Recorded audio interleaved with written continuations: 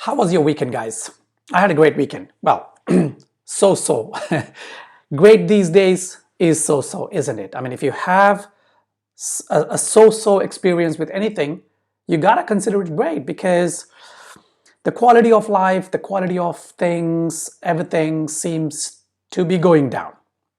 I may be mistaken, but it appears to be. So yeah, it was a great weekend.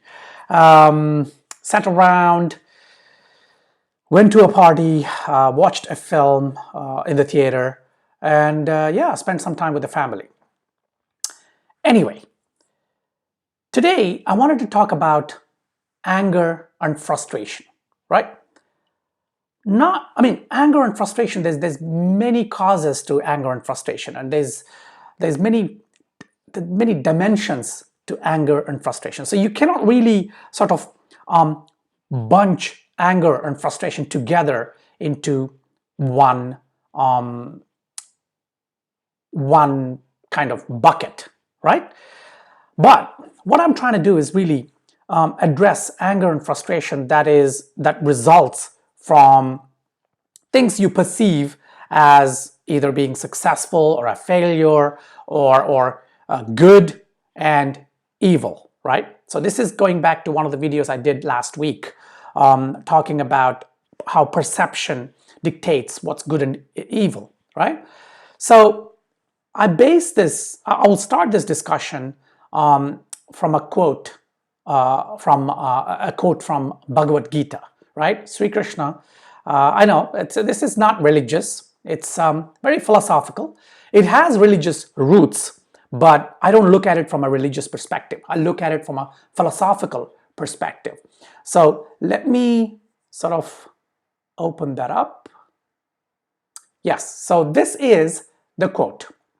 Sri Krishna in the Bhagavad Gita says, "He who under all circumstances is without attachment and is neither elated by goodness nor depressed by evil is a man of established wisdom."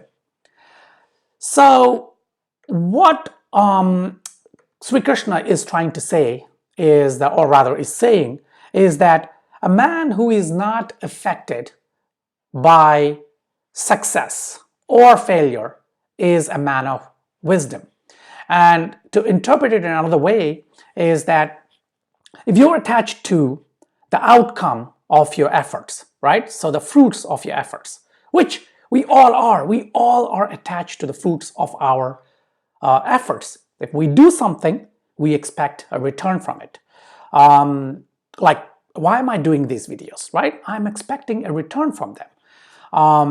And what is that? It could be a satisfaction of sharing so that people would appreciate the things that I believe in, right? And if people don't appreciate it, what happens? I become sad, right? Or I might be frustrated with the videos and I might one day wake up and say, you know, to hell with this damn thing. Sorry, I'm not going to make any more of these videos, right?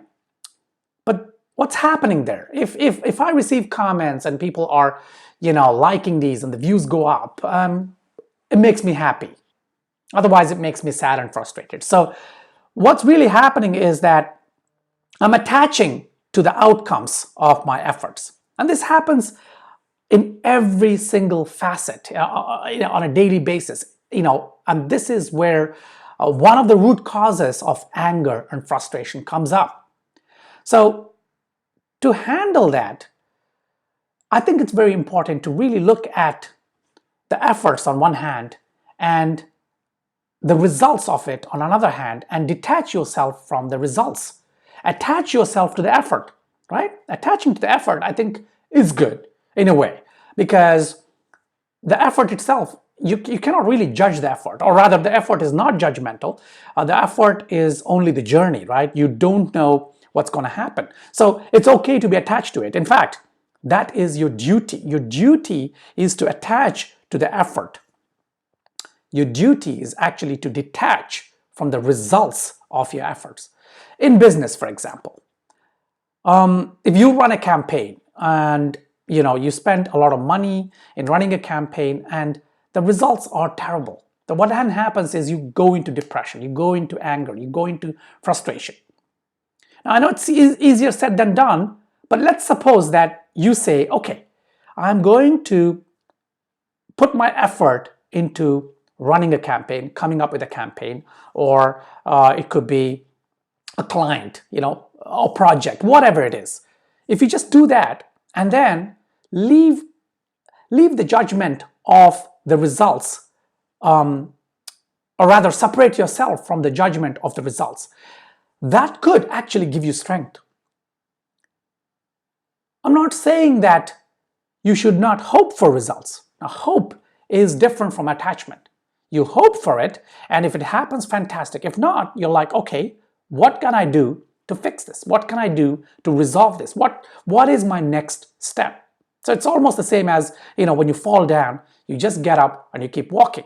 You don't just sit there and brood and beat the road, or pull your hair out, or cry in anguish over what's happening. Why did I fall? Why do I keep falling? I don't think that's the way. The way is, that's what we would do, right? If you fall, we get up, we brush off the dirt. Of course, we get a bit of a scratch or whatever. There is pain, of course, but we move on. So just like that, as Sri Krishna says in the Bhagavad Gita, do not be attached to the outcomes of your efforts, or even events. Because if you become attached to success or failure, so when you have success, you're like super happy, you go out, you celebrate, you have a party, you drink, and all that. And when you don't have success, you shut yourself away. You're angry with your loved ones, you're frustrated with them, and you're brooding, you're thinking that's the end of the world, you're thinking that you're a victim of the unfairness in this world, and so on and so forth. Now, balance it, the middle path, like the Buddha said, right?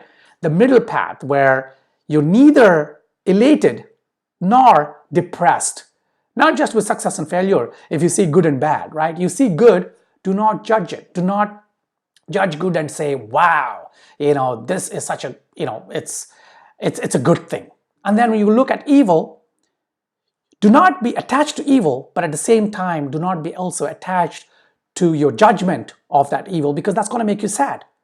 So it's not an easy thing. It is a practice. You need to practice this day in and day out, for simple things to the biggest of things. So that's today's quote, and that's my kind of analysis of it. I hope you liked it. I'll see you in the next video.